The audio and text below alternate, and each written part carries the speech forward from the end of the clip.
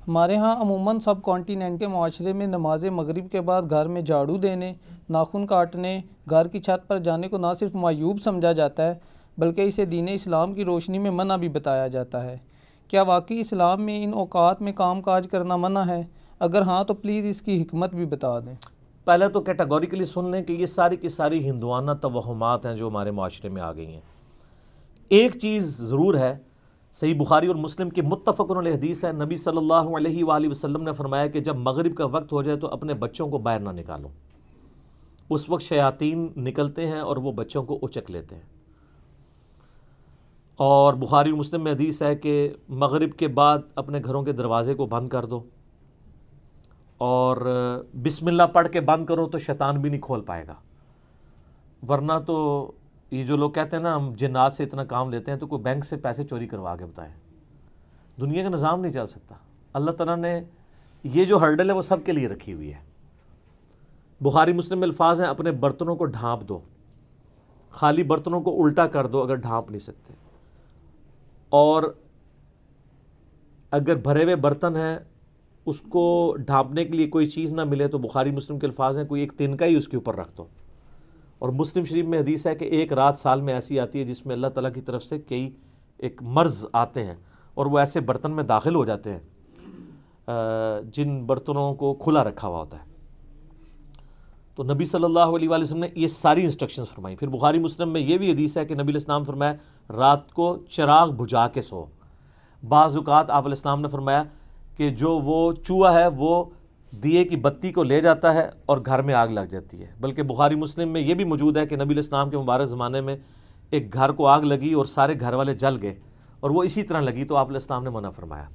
اور اس کو آپ آج کل کے اعتبار سے دیکھ لیں، یہ سوئی گیس کے ہیٹر یا اور بھی آگ والی کوئی بھی چیزیں رات کو بند کر کے سونا چاہیے۔ آئے دن ابھی تک واقعات ہو رہے ہیں کہ لوگ مرتے ہیں۔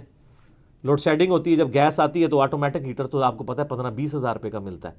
ہمارے جو عام 2,500-3 ہزار والے ہیں ہیٹر، یہ تو جب گیس آئے گی تو دوبارہ چلنا شروع ہو جائیں گے، اور ظاہر ہے وہ پائلٹ بھی بجھ گیا ہوتا ہے۔ ایک ظلم تو یہ کر رہے ہیں نا، اتنی گیس لے جاتے ہیں کہ پائلٹ بھی نہیں چلتا۔ اگر پائلٹ جلتا رہے نا تو دوبارہ گیس آئے تو ہیٹر چل اٹھے۔ اسی طریقے سے آج کل آپ کو پتہ ہے وہ چونکہ پائلٹ جو کہ بھی گیس نہیں رہتی ہے تو وہ گیزر بھی رات کو بند ہو جاتے ہیں، ورنہ پہلے جو لوڈ شیڈنگ ہوا کرتی تھی نا اس میں پائلٹ بند نہیں ہوتا تھا، اتنی گیس ضرور رکھتے تھے تو رات کو جب صبح فجر کے وقت جب گیس واپس آتی تھی تو دوبارہ گیزر، اب تو روزانہ گیزر بھی آن کرنا پڑتا ہے۔ آٹومیٹک تو تھوڑے لوگ ہی افورڈ کر سکتے ہیں، اتنے مہنگے ہیں۔ تو یہ چیزیں ضرور ہیں۔ باقی یہ توہمات ہیں کہ جی گھر کی منڈیر پہ کوا بیٹھ جائے تو مہمان آ رہا ہے، کالی بلی راستہ کاٹ دے تو یہ کوئی نحوست ہے، شیشہ ٹوٹ جانے کو نحوست سمجھتے ہیں۔ اچھا کہتے ہیں جوتی پہ جوتی چڑھی ہو تو سفر لکھا ہے، تو میں اکثر کہتا ہوں میری جوتی پہ جوتی چڑھا دیں آپ روزانہ کے لیے، میں تو جاتا ہی نہیں ہوں کہیں۔ اس طرح سفر نہیں ہوتا، آٹومیٹکلی بھی کئی بار میری جوتی پہ جوتی چڑھی ہوتی ہے، میں تو مہینوں نہیں نکلتا ہوں، ضرورت ہی نہیں پڑتی۔ تو یہ ہیں ساری چیزیں جو توہمات سے تعلق رکھتی ہیں، اور نبی علیہ السلام نے ان چیزوں کو کنڈیم فرمایا۔ قرآن حکیم میں واضح آیت ہے، سورہ بنی اسرائیل میں 36 نمبر آیت، جو 10 کمانڈمنٹس آئی ہیں نا، 9th کمانڈ ہے وَلَا تَقْفُ مَا لَيْسَ لَكَ بِهِ عِلْمٌ إِنَّ السَّمْعَ وَالْبَصَرَ وَالْفُؤَادَ كُلُّ أُولَٰئِكَ كَانَ عَنْهُ مسئولا۔ اے انسان کسی چیز کی پیروی اس وقت تک مت کر جب تک کہ تیرے پاس اس کے بارے میں ڈیفینیٹ علم نہ آ جائے۔ بے شک کان، آنکھیں اور عقل، دل یا دماغ کوئی بھی چیز، عقل، اس کے بارے میں تم سے پوچھا جائے گا۔ ان 3 چیزوں کو استعمال کر کے تم نے حق بات تک پہنچنے کی کوشش کیوں نہیں کی؟ اور یہ زلزلہ کیوں آتا ہے؟ اور یہ گائے نے ایک سینگ کے اوپر زمین اٹھا رکھی ہے، جب تھک جاتی ہے دوسرے پہ اٹھاتی ہے تو زلزلہ آ جاتا ہے۔ اب یہ توہمات ہیں، وہ کتنی بڑی گائے ہے، کدھر ہے، سب جھوٹ ہے۔ اسلام ان چیزوں کو نہیں مانتا، یا سائنس پروف کر دے مانیں گے۔ ایکوائرڈ نالج بھی ڈیفینیٹ ہے، ریویلڈ نالج بھی ڈیفینیٹ ہے، لیکن ایکوائرڈ نالج وہ جو یعنی سرٹیفائیڈ ہو تجربات سے۔ مثلا یہ چیز بالکل اسٹیبلش ہے کہ پیٹرول سے آگ بھڑکتی ہے، کبھی ایسا نہیں ہوا کہ آگ کے اوپر پیٹرول پھینکا جائے تو پانی کی طرح اس کو بجھا دے، تو یہ بالکل definite physical phenomena of nature ہے۔ یہ قرآن و سنت کی طرح حجت ہے، اتنا حجت ہے کہ آپ دیکھیں حضرت ابراہیم علیہ السلام نے نمرود کو جس دلیل پہ خاموش کروایا تھا وہ ہے ہی یہی تھی کہ میرا رب وہ ہے جو مشرق سے سورج نکالتا ہے، اگر تو رب ہے تو مغرب سے نکال کے بتا، تو ہکا بکا رہ گیا تھا کافر. اب یہ سائنٹیفک ایک فینومینا تھا جو حضرت ابراہیم علیہ السلام نے سامنے پیش کیا. اللہ تعالیٰ کے جو یہ فزیکل فینومینا ہیں اتنے محکم ہیں کہ کبھی کبھار ہی ٹوٹتے ہیں. آگ ایک ہی دفعہ ٹھنڈی ہوئی ہے ابراہیم علیہ السلام کے لیے، روز روز تو نہیں ہوتی. کعبے کو بھی اللہ تعالیٰ نے ابرا کے لشکر سے ایک ہی دفعہ بچایا ہے. اس کے بعد تو یزید کے دور میں خانہ کعبہ کے اوپر چڑھائی ہوئی ہے اور غلاف کعبہ کا کچھ حصہ جل گیا. اس کے بعد پھر حجاج بن یوسف کی چڑھائی کے دوران خانہ کعبہ کی دیواریں منہدم ہو گئیں، کچھ نہیں ہوا. واقعہ حرہ میں مدینہ شریف کی حرمت پر مال ہوئی. دنیا بقدر ایفرٹ ہے. آپ لاکھ کہتے ہیں بزرگوں نے دنیا کا نظام سنبھالا ہوا ہے، کوئی فرق نہیں پڑتا. یہ چیزیں بقدر ایفرٹ چل رہی ہوتی ہیں. باقی یہ جتنے توہمات ہیں کہ شام کے وقت جناب وہ آپ جھاڑو نہیں دے سکتے، بھئی کیوں نہیں دے سکتے؟ کامن ہے. ناخن نہیں کاٹ سکتے.